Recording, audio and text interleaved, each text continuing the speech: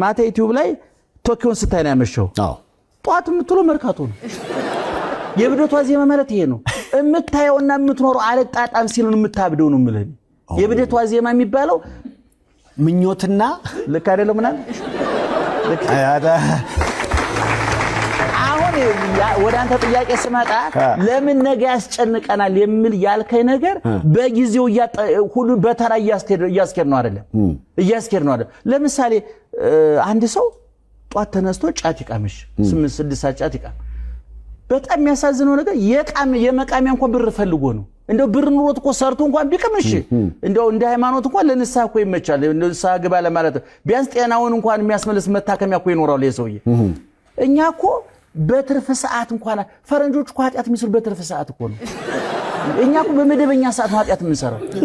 እውነቴን በስራ ሰዓት እንደው ኃጢአት እኔ ማርያምን አንድ ቀን ሰይፉ በ7 ሰዓት 8 ሰዓት የሆነ ቀን እንደዚህ ቆመን መኪና ተደገፈ እየቆሜ ሰውየው ሰክሯል። ቀን እኮ ነው እንደ ሰው በ8 ሰዓት እኔ ኃጢአትነቱ በኋላ ንስሐ ጋር እናወራበታለን። እንደ ሰው ነው ያልኩኝ። ሰው እንደ ሰው እየከሰረ ነው ያልኩኝ። ሰው ኪሱ እየተራቆተ ነው፣ ገንዘቡ እየተራቆተ ነው። መቼም የሚጠጣ ሰው 6 መከራ አለበት ታውቃለህ። ምንድነው? የመጀመሪያ ኪሱ ይራቆታል። እሺ። ሁለተኛ ክብሩ ይራቆታል። እሺ። ሶስተኛ ሽታው ይበሰብሳል። እሺ። አራተኛ ጤናው ይጓደላል። እሺ። አምስተኛ ካገባ ይፋታል፣ ካላገባ የመታጨት ድሉ ገደል ይገባል። ሰካራም ነው። ሰካራም ነው። ስድስተኛ ማህበረሰቡ አያምነው። ይሄ ሰካራም አየህ። አሁን የኔ ባለፈው ተናግሬያለሁ። ኪሱ ውስጥ አድርገህ አንዳንድ ጊዜ ብር ረስተህ ታጥቦብህ ያውቃል? በስተት አልፎ አሁን እንኳን አይታጠብም። ሰው ብልጥ ነው።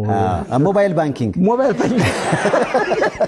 አሁን እኔ ምን ብዬ አስባለሁ፣ ኪሳችን ውስጥ ተረስቶ የታጠበ ብርና ለሰካራም የተሰጠ ብድር ሁለቱም ውሃ ነው የበላው። እንዴት?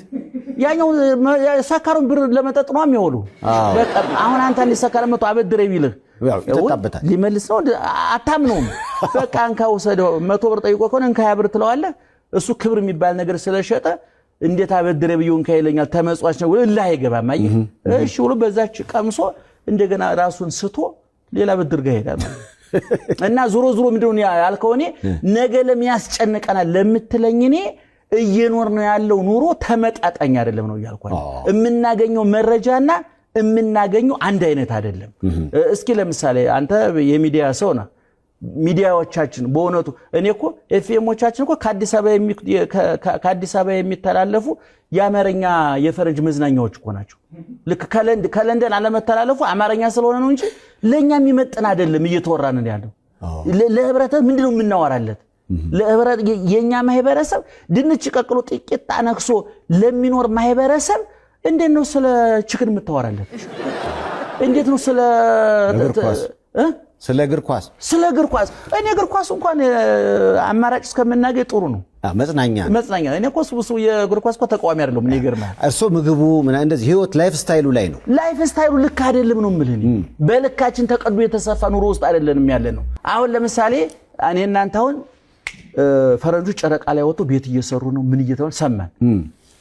የኔ አባት ግን ገጠር ቆዳ ላይ ተኝቶ እንኳን ጨረቃ ላይ ቤት መሰራቱ ወደ ጨረቃ ዙራ ይሻላል። በሽታ አለብሽ አይ እሱ ነው ፎይ ብሎ የሚኖረው። አይ እኔ አሁን ምን ሊያደርግልኝ መረጃ ያሰማሁት ጸጸታለሁ።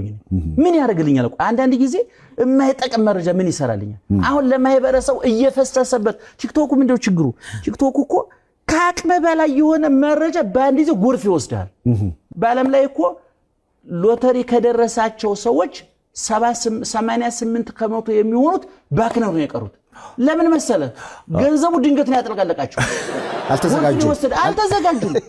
እንዲህ ነው ለብዙ ወጣ። ለምሳሌ እንካ 200 ሚሊዮን ብር ይበለኝ አንድ ሀብታም፣ ይሄ መደባደብ ይባላል። አረጋግቶ ነው የሚሰጠው።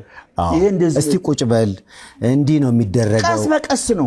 ቀስ በቀስ መጀመሪያ ለምሳሌ እኛ ታውቃለህ፣ ድሮ በልጅነታችን በረባሱ አደረግን፣ ከዛ ወደ ሸራ፣ ከዛ ባዝጋ።